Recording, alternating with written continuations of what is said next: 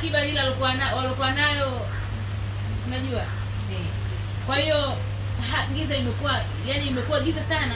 Haga nakumbuka kama wiki mbili zilizopita akanambia kama mwezi ya wiki mbili akaniambia Happy, mimi naona nije Dar, labda nikutane na watumishi wa Mungu aniwekee mikono. Maana yake yeye rafiki yangu alikuwa anafanya biashara. Kutokana na ile kazi hamna, akiba zimeisha na biashara na yenyewe unajua unauza hela unakula. Yaani hujitanui. Kwa hiyo akaishiwa kabisa. Akanambia mimi naona nije Dar, labda nitakutana na watumishi wa Mungu aniwekee mikono, pengine tutapata kibali. Nikamwambia sawa. Kwa akaja Dar. Alipokuja Dar wiki iliyopita nilimkutanisha na Pastor Baraka.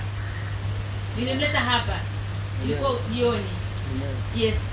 Nikamkumbusha na Pastor Baraka, alikuwa na Pastor Dawson. Yes. Na Pastor Dawson, yes. Kwa hiyo Pastor Baraka akamwombea.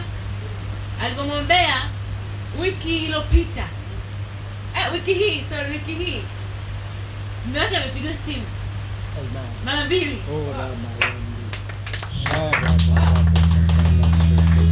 Simu ya kwanza.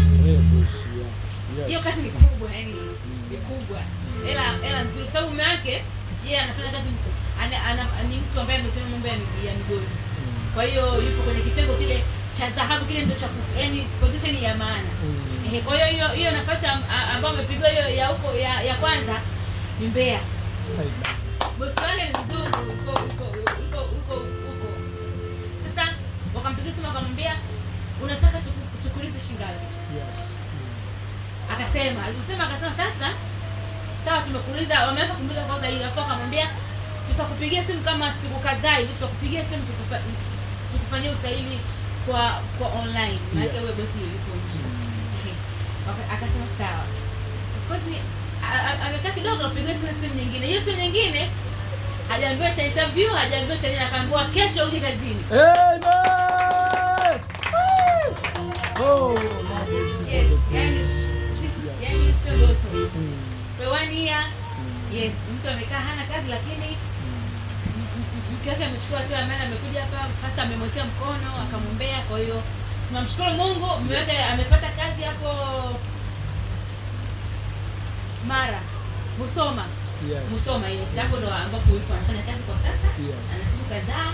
Huko sasa ndo ambapo anategemea zaidi, yani huko. Hallelujah. Yes. Amen. Mpaka jana nimeongea na Habra, hajanipa update kama wamemtafuta kwa ajili ya hiyo interview. Bado tunategemea kwamba pengine atatafutwa, ataenda Mbeya. Amen. Namshukuru Mungu kwa ajili yake. Amen. Yes. Lakini kitu kingine, labda tuna mimi kuna watumishi baadhi niliwashirikisha pale. Niliwaambia kuna jambo langu hili jamani, siombeni. Niliwashirikisha, wanajua. Nitakuja kuelezea kwa kubwa zaidi, lakini namshukuru Mungu kwa hatua ya kwanza. Mungu amenifanikisha.